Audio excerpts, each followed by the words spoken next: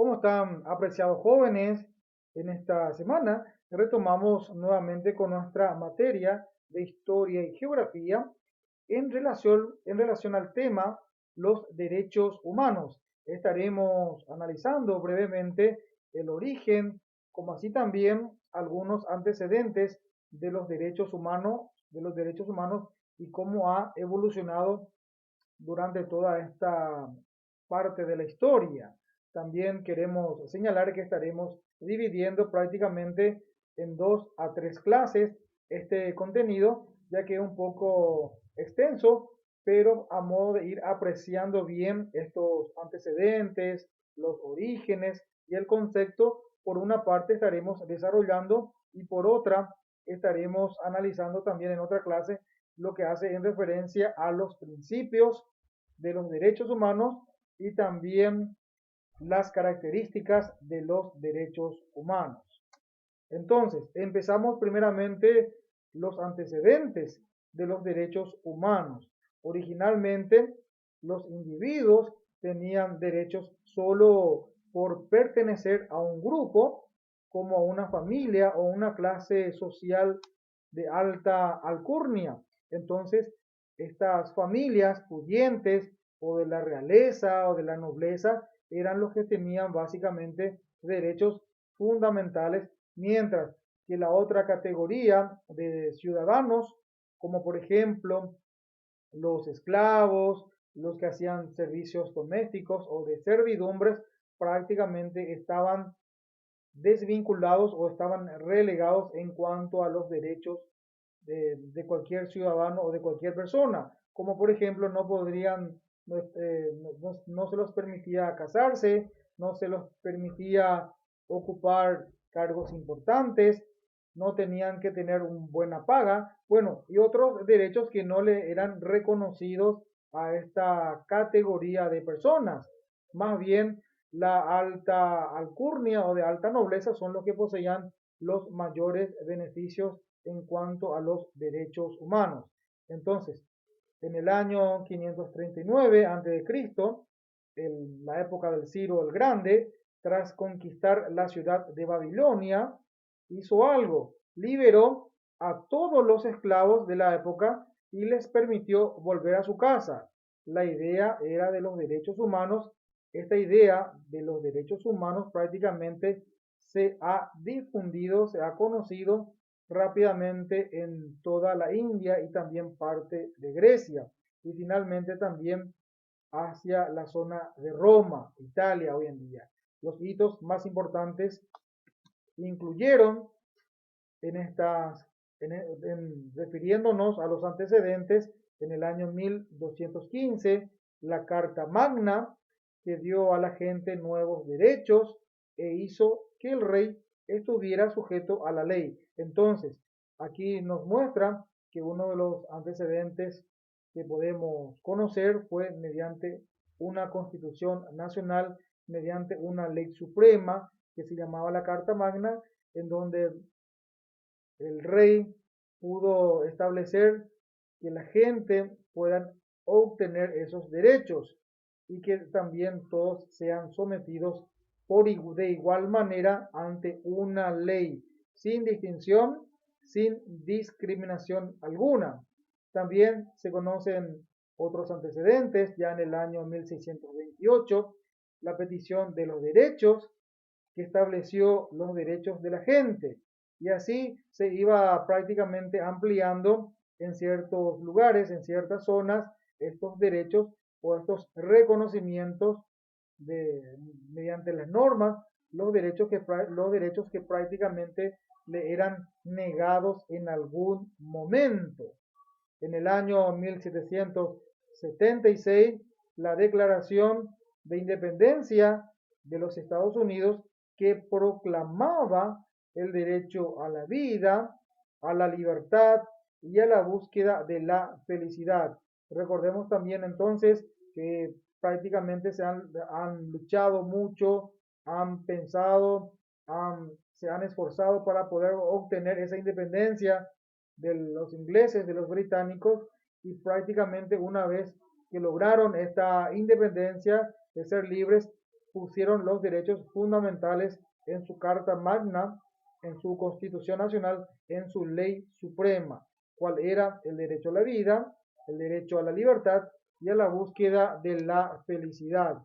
Entonces, podemos seguir un poco también con otros antecedentes, como por ejemplo en el año 1789, la Declaración de los Derechos del Hombre y del Ciudadano, un documento de Francia que establecía que todos los ciudadanos son iguales ante la ley. Esto se conoce mediante la Revolución Francesa y hace que prácticamente los ciudadanos que eran desconocidos, que quedaban desvinculados, puedan, puedan, digamos, esforzarse y puedan reclamar estos derechos mediante también una gran revolución, mediante la Revolución Francesa. Un grupo de ciudadanos que eran discriminados habían prácticamente tomado la Bastilla y también apresado a los reyes y de esta manera ellos pusieron también sus representantes ante el Congreso y también buscaron una ley que les sea más favorecida a todos los ciudadanos que eran desvinculados anteriormente. También ya en el año 1948 se proclama la Declaración Universal de los Derechos Humanos, el primer documento que proclama los 30 derechos a los que todo ser humano tiene que tener acceso. Esto también estaremos observando en la siguiente clase e ir ampliando e ir detallando. El origen de la Declaración Universal de los Derechos Humanos. La filosofía de los derechos humanos comenzó con la Ilustración, una etapa de la industrialización también posterior a la Revolución Industrial, y también con esta etapa de la Ilustración donde surgieron numerosos pensadores, donde prácticamente cuestionaban la dictadura, un pensamiento egoísta de las autoridades como de los reyes, de la alta dinastía, que prácticamente quedaban de lado a la clase social menor y por esto también ellos mediante una idealización y en esta época prácticamente surgieron numerosos libros donde hace hincapié a la fundamentalidad, al fundamento de los derechos humanos y sobre todo el tema de la división de los poderes, ya sea también con Rousseau y digamos, personajes de la época que ayudaron a expandir esta idea de los derechos humanos. Por tercera Asamblea General de las Naciones Unidas fue adoptada entonces también la Declaración Universal de los Derechos Humanos en fecha 10 de diciembre del año 1948 en la ciudad de París. Vamos a conceptualizar los derechos humanos. Ya tenemos una idea cuál es el valor fundamental de todo ser humano que debe tener, que no debe ser negado. Entonces son derechos fundamentales inherentes a todos los seres humanos, sin distinción alguna con respecto a su nacionalidad, con respecto a su lugar de residencia.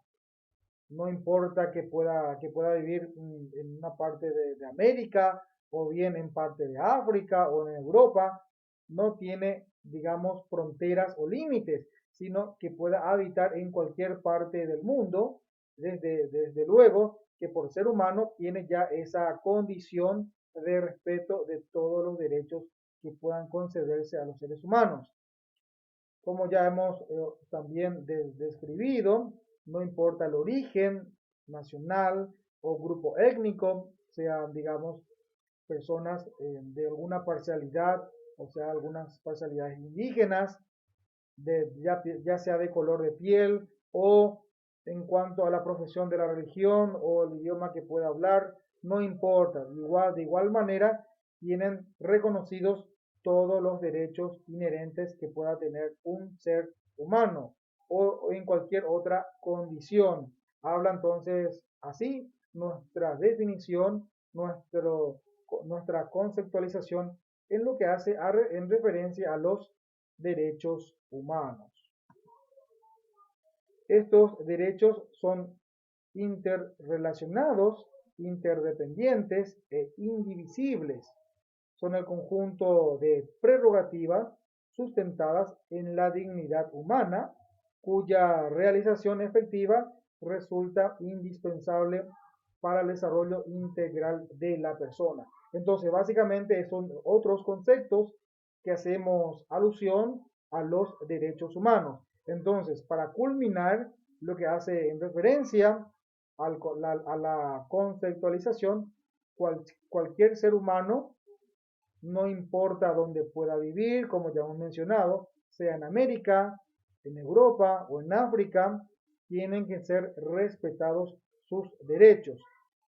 Y no importa el color de su piel, no importa el origen de su nacionalidad, no importa el lenguaje que pueda expresarse.